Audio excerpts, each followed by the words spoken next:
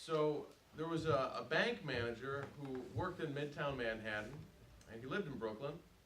And in the August of this year, in the city, it was super hot, and the bank manager got up a little bit late, and he got on the train like he normally would to go down to Midtown. He was one of two people who could operate this bank branch, and his boss was out of town, supposedly.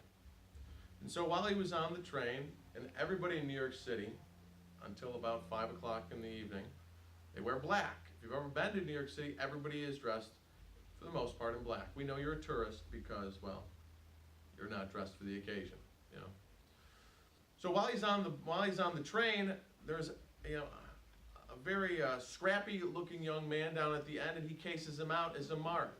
He's going to rob the guy. He loves his watch.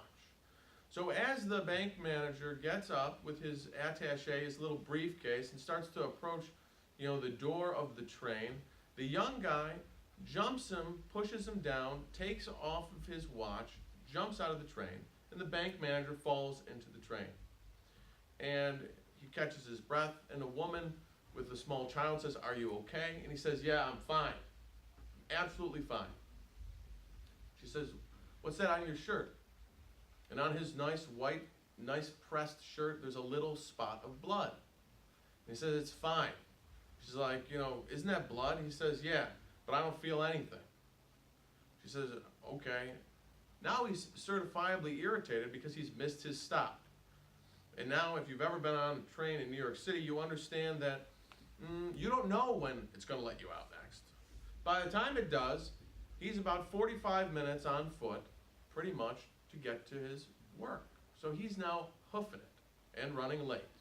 Gets off at the next exit and starts hoofing it down. And while he's running through the sea of people in the heat in the August sun, his shirt gets more and more soaked with blood and sweat and starts to spread throughout. And a police officer on the beat stopped this guy. And he said, "Sir, you've been hurt." And he said, "No, I'm fine." He said, "Sir, I need to call you an ambulance because you look like you've lost a lot of blood." He said, some punk on the train cut me." He said, "Well," he said, you need to come here, come over to my patrol car." And he tries to walk him over to the patrol car. And while the beat cop is on the radio, he's like, "Screw this, I got to get to work. I'm already like 5, 6, 7 minutes late, and there's going to be a sea of people in front of the bank." So he continues to run down the street. He finally gets to the door, puts the key in, and all of his employees, all of the tellers are just staggered at how pale he's become, and they're frantically asking him, what the hell happened? And he said, "Some dude jumped me on the train today." And they said, "But your shirt is soaked with blood. What is going on? Are you okay?" And he said, "I'm fine. I just got to get to my office and sit down." And so you know what they did? They immediately called an ambulance. And the ambulance took its sweet old little time, probably 4 or 5 minutes to get there. And they found this guy at his desk. Got to get to your desk. And do you know what had happened? He had expired. He was dead. Now, why did I remember this story? Now, I don't know if it's true or not, but when they told me this story, and I guess it's like an urban legend, but I think it's true. Because most people run through their life not knowing what's going on, what's important. They get conned out of their whole life, and then they die. And then that's what happens. And then they're like, wow. Or they get to being 60, or they get through their kids, growing up with their kids, or they go through, periods of their life with their spouse, or dating, or high school, or college. They're like, on to the next thing. So today, what I want you to be mindful of is we don't want you to be nowhere. That guy in that train was nowhere. He didn't exist. And one of the things about being nowhere is when you're nowhere, God can't heal you. I always thought that story bothered me because, essentially, how many people came up to this guy and tried to help him? A bunch. Lady on the train, the beat cop, his own staff. And what did he keep doing? He kept running. Do you know what happens when you're running? When you're bleeding? I know we have maybe medical people here. It's not a smart idea, right? It makes you bleed faster, right? So today, my hope for you guys is that when you leave here, you understand what's actually happening. That our God is a God of presence, and that what's happening in front of you, you can actually see. Because if you don't see what's going on, it doesn't exist. And if you're waiting for life to happen, it's going to pass you by. And if you're looking for healing, you're going to need to stay a little bit more time with God. And we're going to talk about where God lives and why so many people have no peace and no healing. You know, because they're not really where God lives. So, show you a little exercise. I need 3 people. We'll pick you 3. Okay? What's your name? Brad. Brad. Now, Brad can go and be one of 3 places right now in this room. Did you know that? And he can't bilocute, but I want to show you. So, Brad, you're going to show him how it's done, okay? All right. But first, I have to introduce you to 3 different places, right?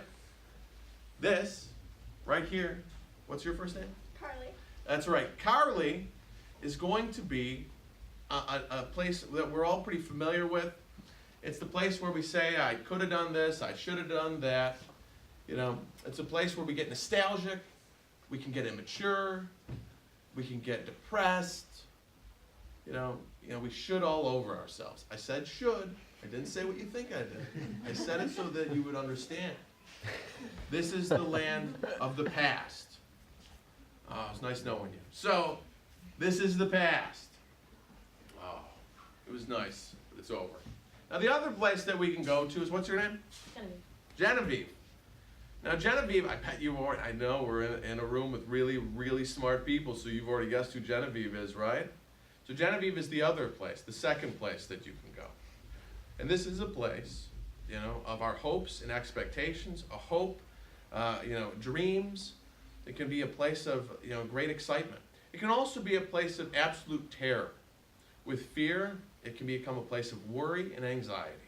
I gotta do this, I gotta do that, I gotta get the groceries, I gotta sweep, I gotta get my homework done.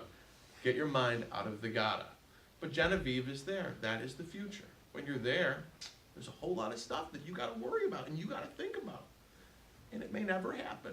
So enjoy, right? And then, oh, that's right. And you, sir? Chris.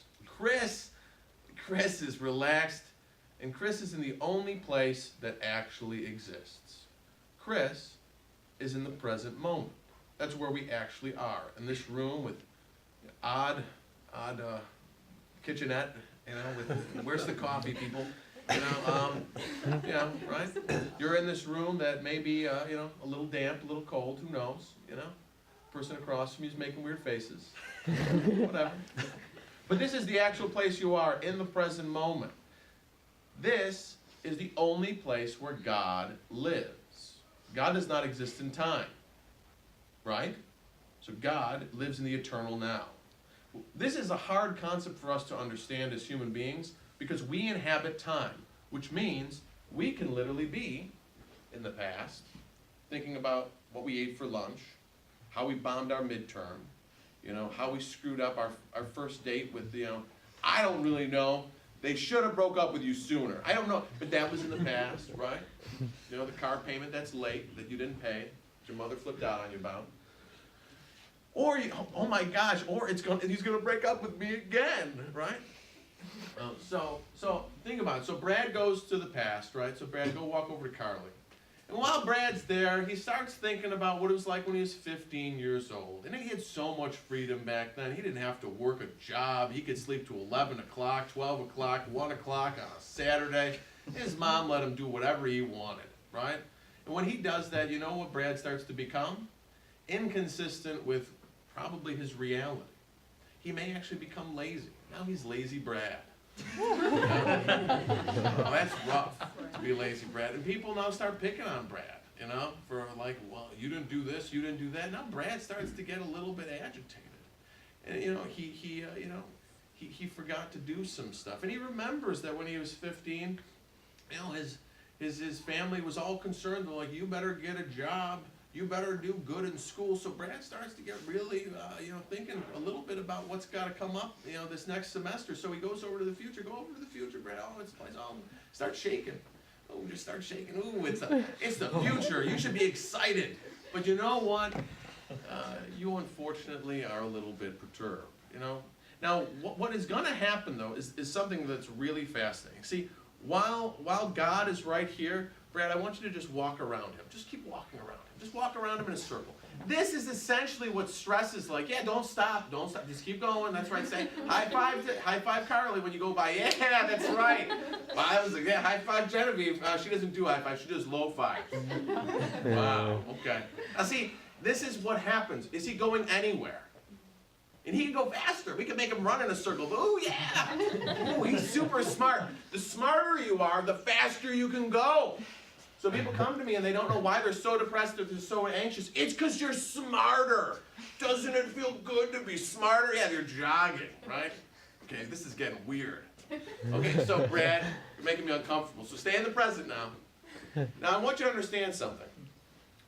For us, when we talk about what we're talking about today with mind training, what we want to do is we want to make it so, remember, many of you are familiar with theology of the body, right? Theology of the body is a really, really thick book. And if you read it, God love you. Okay? And if you understand it, then you need to get a theology degree. Okay? But the thing is that Pope St. John Paul II wrote this divinely inspired text. But one of the key components of it is that the mind, or the soul, and the body are not separate. You are your soul, and you are your body. Okay? That's really hard in our society. Catholics, that's how we understand it. The yearnings of the soul are communicated through the body. Okay? But sometimes the body and the soul are not in unison, so they start to lie. If you think about every sin you've ever committed, if you really think about it, at the core of every sin you've committed, there's been a lie. Either a lie you told yourself, or a disunity. There's a disorder, a disharmony. And so when the mind is not in the present moment, the mind feels disordered. It feels disharmony. Does this make sense so far? So when we train our minds, what we want to do is we want to keep our mind in the present moment, because who lives in the present moment? God. Not Buddha. It's Buddha. No, it's not Buddha. Buddha's dead. He's probably with God too. I hope. Don't quote me on that. I have no idea. We're not gonna. That's not what this night is about. We're talking about this. St. John Paul II was brilliant because he understood where Buddhism ends, where training the mind ends, where Buddhism ends, Christianity begins. It's really important. What we're doing is we're training our mind. For the last, for 1,500 years of Christianity and Catholicism, at the core, people were doing what we're going to talk about tonight. But most of it is lost for the last 500 years. And Catholics no longer know how to pray with their body. They don't even understand the Mass. They don't even get that things are going on there because they don't know how to pray with their body. They're like, oh, they start to judge, right? So Brad goes to the past and he thinks, go, go, go. He goes to the past and he thinks about, he doesn't even know. He's trying to remember what last week's gospel was. He doesn't remember. He's thinking about the priest that was at his church and how he gave better homilies. This priest doesn't know how to give a homily at all. He's not even present. Now they're singing and Brad's like, I can't wait to go to the future. Go to the future. The opera's starting. People are singing and the woman is just so off key, it hurts my ears, and he's judging her now. He's like, when will this be over so I can go watch football? This is so annoying. Why does this baby have to be changed right in front of me? I don't understand this. It's making me uncomfortable. I really don't think that the marital thing is for me. I don't want to do this. And then he comes back to the present moment because somebody hits him in the back of the head. So you think this is funny, but this is how we operate as people. What happened during Mass? I don't know. Well, that homily was kicking, right? I have no idea. Right? So you guys have been fantastic. But you guys can all sit back down. Well, you guys are sitting down, so you don't have to do anything. You just need to sit there. Brad, you can sit down, though, too. We don't really want you to go in circles anymore. Now, does that make sense, though? So I want you to think about this, is that those are the three places that you can be at any point, right?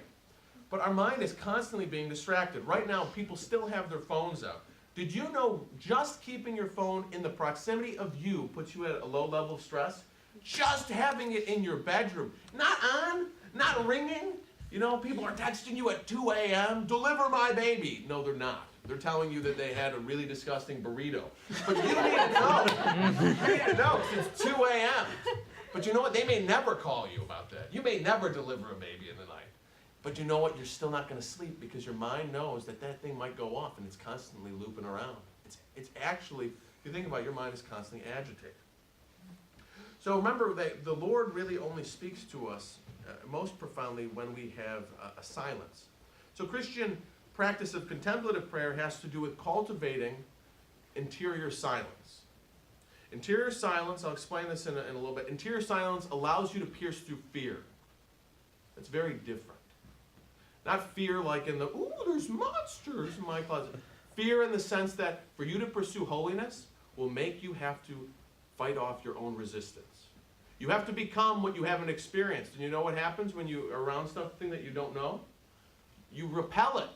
It's human nature. Think about it right now. Here's a quick evaluatory tool that you can try. Close your eyes for a second, right?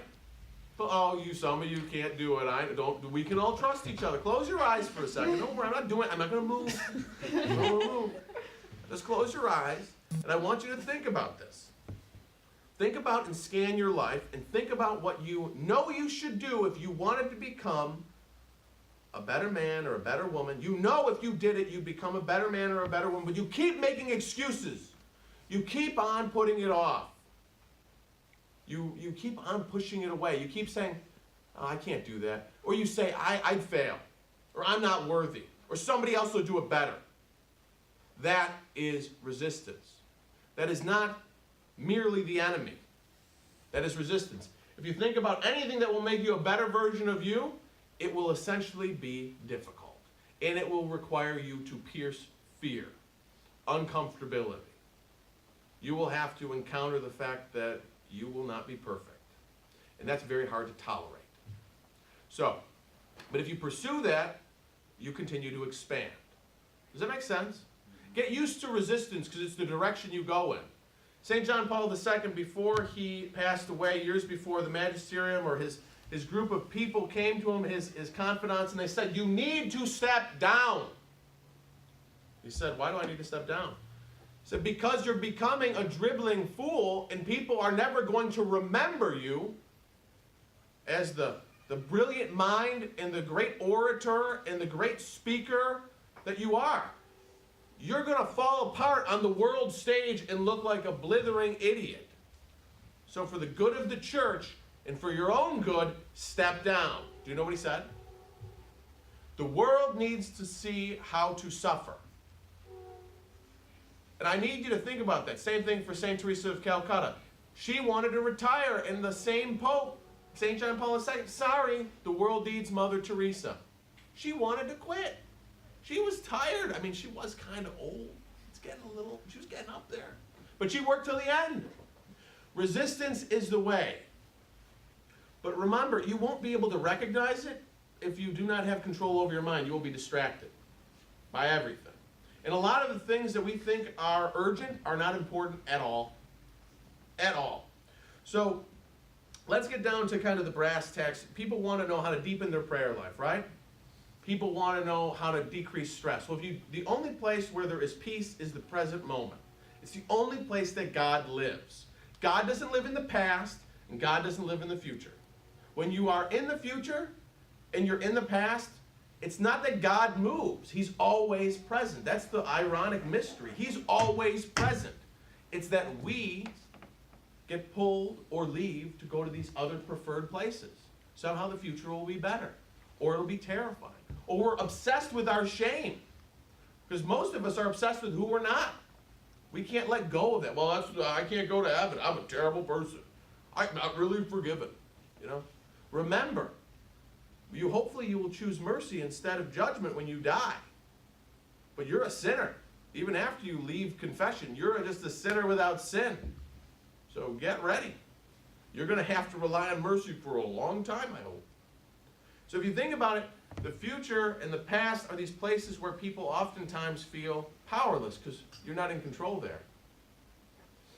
And so instead of feeling like you're getting pulled in these places, what we do with mind training is Essentially, we want to focus the mind into the present moment. And a simple way to remember this is that when you lose your mind, or you feel like you're losing your mind, you're not present, come to your senses. Now, God gave you a body. I told you before, the body is important. The body is super important. Catholicism has almost neglected the body to a degree of puritanical state where it hates the body. It's like, oh, the body's evil, your sexual desires, you're lusting, you're going to do this, you need to flagellate yourself. I didn't even realize that was whipping yourself till recently. I thought it was people were like, you know, farting in public or something. But I guess they were bleeding everywhere.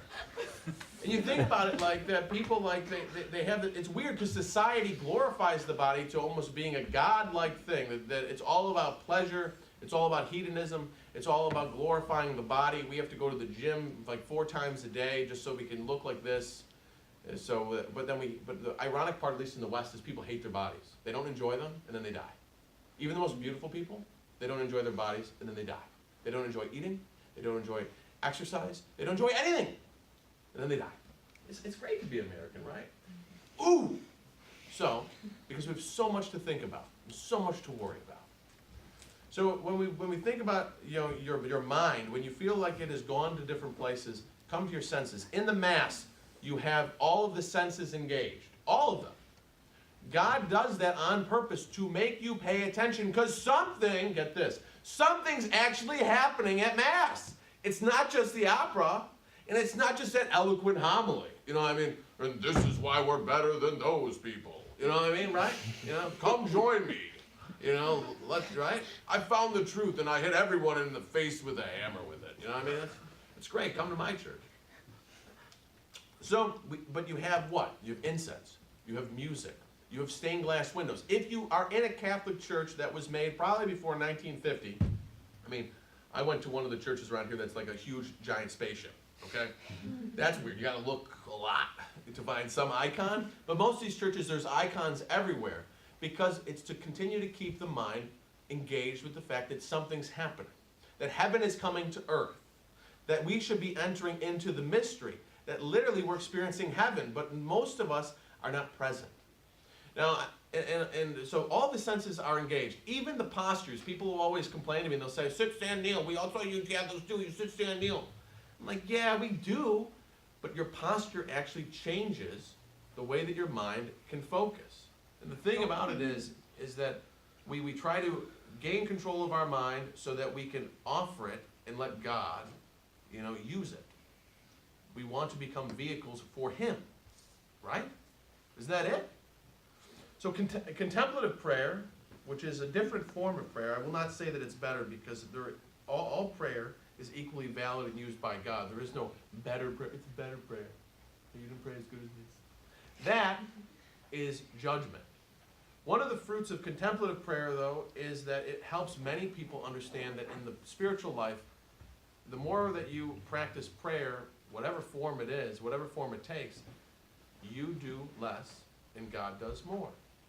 If He possesses more of you and you offer Him more of yourself, He can operate more freely. One of the things that keeps God out, and this is the odd part, is judgment. What does the Lord say? Does He say, you better judge? Did you read the gospel? Did you read the gospel of Matthew where it says, do not do this? You know what I mean? It's all about sexual ethics, isn't it? Did you ever read the gospel of Matthew? It's all about don't sleep with people, don't look at pornography, don't masturbate. That's what the whole gospel of Matthew is, right? You ever read that? No, you didn't read that either? But people in the Catholic Church, we are obsessed with sexual stuff. We're obsessed with you know, these ethics and morals, but at the same time, we are obsessed at the same time with fear and judgment. We're obsessed with fear and judgment, and that keeps God out. But you can't actually just root out sin. You actually have to increase in love.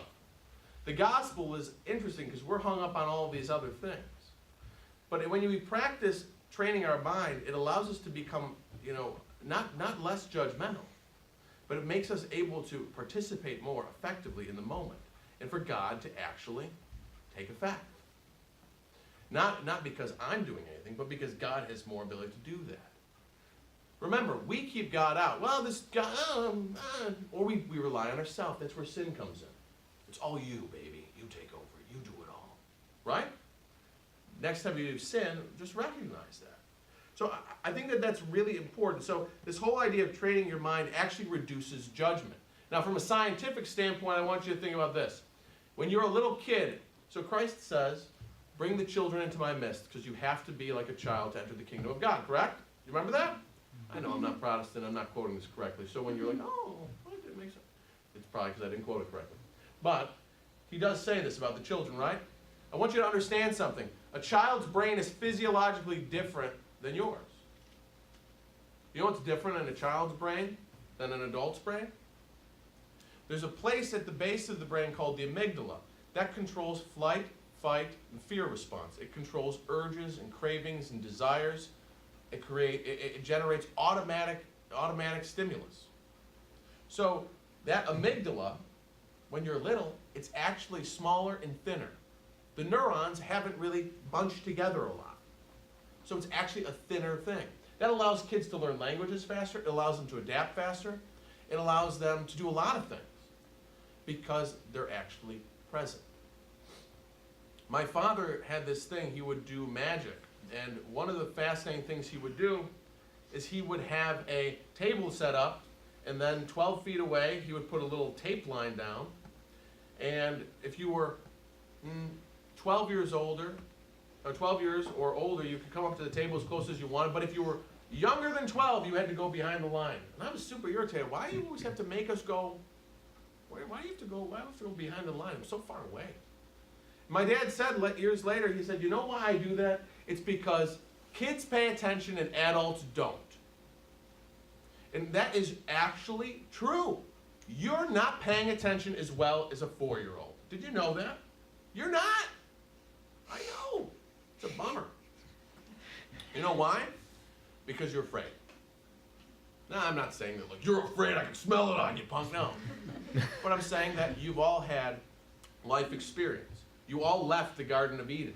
You all made the decision to inhabit the world of judgment and measurement. Right? You got to get a job. You got to do something important. You got to leave mom's house. Oh. You know what I mean? So I want you to think about this, though. Is that, you know, we have these setbacks. When you're 4 years old and 5 years old, you haven't had your heart broken. You haven't failed. You haven't struggled. You don't remember loss. You haven't usually seen death. But everyone in this room, as you get older, the consequence of becoming an adult and maturing is you deal with setbacks. And with that provokes judgment, and with that provokes fear, and with that generates more pride and reliance on self. And it actually distances us from God. So when you train your mind, one of the things that happens is it allows you to actually change the brain so that your brain actually becomes, you know, thinner, like that of a child. It literally does. Now, that is a really important benefit. So when people talk about meditation, right? Meditation is helpful in so much as it takes you someplace. It's like having a bicycle, right? If you have a bicycle, well, where are you going to ride it? You know? Some people will say you just ride it around, but you're going to eventually go someplace with it, right? So again, what we're doing is training our mind and then training it to focus on God. Does that make sense? If we are going to empty of ourself, we're actually going to fill it with Him, not with more of ourself. That's one of the issues with the New Age movement. That's one of the issues that I think a lot of people that are unaware of a lot of these things have, is they have a focus on the fact that they're worried that the New Age has permeated everything with mindfulness or meditation. The truth is, this stuff has been around a lot longer than New Age. And you can do a lot of different things. But again, if it's rooted to God, it becomes good. If it's rooted to yourself, and it's just your way to make you feel good, I'm going to light some incense. And well, that might not necessarily be, you know, it's actually just incomplete, frankly. It's just very incomplete. And I've worked with, and I know many people who are Buddhists, so you have to understand that I've studied all of that stuff. And I've been exposed to all of it. And one of the things, you know, many of the people who practice Buddhism, actually, they're Catholic, or fallen away Catholic. Did you know that? You know why they left Catholicism? Because of judgment. You know why most of your friends leave Catholicism? Guess again. Starts with a J. Judgment. Right? Well, we know why people don't go to confession all the time? It's there again, judgment. So one of the things, one of the core components here is being able to focus the mind so that you can actually be in the presence of God and understand the nature of who you are, that you are lovable, and that you make a difference, and that you are essential. You're not special. You are essential to God's plan. He chose you. But a lot of the realities that people look to get intellectually, you cannot get. You cannot get everything intellectually. It's not possible. So I want you to think about this for a second. And then I'm going to go into the, some different types of exercises. This is important. If you think about your mother, everyone here knows your mother? No, I don't know your mother, but you know your mother, right? You know what she thinks about stuff, don't you? And no one's going to tell you your mother doesn't exist, right? You know that she's there, right? If you have a relationship with God, everything, especially if you have a relationship with Christ, you don't really have to worry about a lot of this stuff. If you have no relationship with Christ, you have no personal prayer life, well, then you're screwed. I mean, you're going to get sucked up with whatever feels good, whatever Gnostic approach that you take to anything. Lighting candles, ooh, I believe in angels, whatever. You know what I mean? I believe in angels too. Ooh, angels. Okay, but my guardian angel took the day off, so. Just be thinking about this. Is at the core of this, if you're going to approach prayer, a lot of times the first thing is really to have a personal relationship with Christ. And this is for personal prayer. I want you to understand something about your spiritual life. If no one's told you this, is at some point, without a personal relationship with God, everything becomes sterile. Even the greatest of the sacraments, marriage, the Eucharist, people don't get it. We're finding out in our diocese, the priests don't get it, okay? The priests have abandoned their prayer life. You can't pull this stuff off. You can't be celibate, you can't be a married person, you can't be a single person without a prayer life. Does that make sense? So I want you to think about this, is that in your body right now, remember what I said, if you lose your mind, you come to your senses, right? So just for a second, at any point, you can do anything you need to focus your attention. So right now you can just breathe. You don't have to breathe faster or slower. You don't have to have some sutra, some word that you're going to say, but you can. One of the most powerful prayers from ancient Christianity was the Jesus prayer. Are you all familiar with that? What is it? Just say his name constantly. You can say Jesus, yeah. Or you can say what else? Jesus, have mercy on me, a sinner. Yeah. Jesus, have mercy on me, a sinner, right? You can keep, it actually got longer as the centuries progressed. But what the monks would do is they would go in adoration or in private in their cells and they would breathe. And as they breathed, they would say the Lord's name. Then they would say, Jesus Christ, have mercy on me. And they would breathe with everything. Because what it does is it focuses the mind on Christ. Remember, what starts to take hold of our mind starts to be demonstrated in our life. Your life starts to be a reflection of what you think about, what you spend time with. If you spend no time with God, think about what happens. There's a church down my street. You know what's there now? They've converted the whole church to an antique store because people love stuff. There's another church that I used to belong to. You know what they turned that one into? It's actually really nice apartments. They're really nice. But what people, what takes root, what takes focus is not always God. Remember, what's in your head is not always, thinking about the Lord. And it's very hard to pierce into these unspeakable realities without attention and without active participation. So again, if you want, I'd encourage you can pray with your breath. And and again, breathing actually activates the vagus nerve, which is the largest nerve in the body. That's why runners here, swimmers here, guys who know how to shoot a rifle, anybody that does physical activity, your breathing changes when you actually start to become physically active. But you can actually change your breathing pattern to focus your mind. And when it's changed, you actually activate that nerve, and that changes the amygdala. Remember that little old part of the brain that I was talking about, the thick part? Breathing stuff changes for that. But there's other stuff. So, again, when you're at Mass, you can definitely use, Listen to the music. When you're with your friend, your girlfriend, your boyfriend, your mother, your father, I don't care. Listen deeply. Why are they saying what they're saying? Most of us are not paying attention. Most of us are distracted. Right? Listen. Pay attention to what you're actually seeing. If I close my eyes, do you remember what color my eyes are? Did you actually pay attention? Or no? I'm not, there's only like 3 options, right? But remember, we're not present. And if we're not present, we don't understand the gift of the people we're with. That's why sex is so disordered in our society, because we do not see people in the image of God. We don't even see people, we just see everybody as parts. Things that we can use. We like to use people, and then we love things. So, again, pay attention to what you see.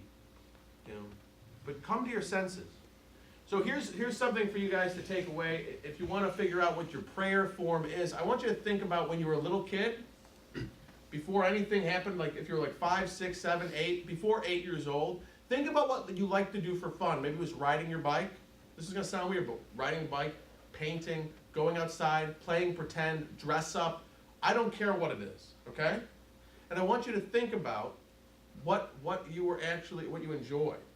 Because some people, some people, they like certain things. So Padre Pio is a saint. He was kinesthetic, meaning that he moved all the time. And when he wasn't able to move physically through the corridors of the place he would hold the beads of the rosary all the time, to the point where he could do it automatically. He could do it. And his mind was constantly roped both into the present moment and into the mysteries of the rosary. The rosary is a time machine. Believe it or not, that's a whole different topic. But the thing, it's a completely different topic. But he would be moving, again, that's touch, right? And he'd be moving the beads, and it would keep him focused in a great state of I don't know what he was doing. The guy was like he was out there. He was everywhere, actually. Reading people's souls, coming back home. I don't know, but he never left his mind, whatever. Whatever he gets to be him. I hope he doesn't show up at night in my dreams and be like, you know what you said. Because he does do that too. I know people, he does show up in your dreams, so I gotta watch what I say. But I want you to be mindful, is when you were a kid, what did you do? And because that's when your fuller nature is present. Remember when we were like children. What did you enjoy? Did you like to play music? And I want you to think that your spirituality, or the things that will engage your mind, the things that will actually in many ways give you places of peace or places of healing, will have to do with that fuller nature. So think about that. What do you like to do? Maybe it is time that you go out for a hike. Maybe it is time for you to ride your bike. Maybe it is time for you to go pick up a paintbrush again, or sing, or do something. Now that may not necessarily look like prayer, but I want you to understand that we have a very rigid idea of what prayer looks like. Essentially, the saints at the end are all praying all the time, because they never leave the presence of God. When they cook you an omelet, they're praying. Well, that was not good for an omelet. They don't care, because they did that omelet in the presence of God. And that's your problem, that you don't like it. But, I want you to think about this, though. So try to figure out what your fuller nature was back then. And maybe it's hard to remember. The other thing is if you can connect more to these present-minded things, whether it's your senses, whether it's motion, some of you like to exercise, or you like to walk, that God will meet you in those places. There are doorways to the present moment. So pay attention to when you feel at your best, what you remember most about today. Whether it was a conversation with a friend, whether it was the way you felt when you left the gym, whether it was the song you heard on the radio. Pay attention to what senses are engaged. My wife is really big into charismatic prayer. She's really big into music. That's a really big thing for her. It's not a big thing for me. It doesn't mean that I don't think it's a good thing, but she engages very, very fully into prayer through playing the guitar or listening to music. I like to move in many ways, and I like quiet. So you've got to figure out your own style and how God meets you. Remember, when you feel at peace, God is most present. So just notice when he's knocking at you, when he's knocking at the heart, and you have peace. So pay attention to what senses are engaged, so that when you think about how to pray, you invite these things into it.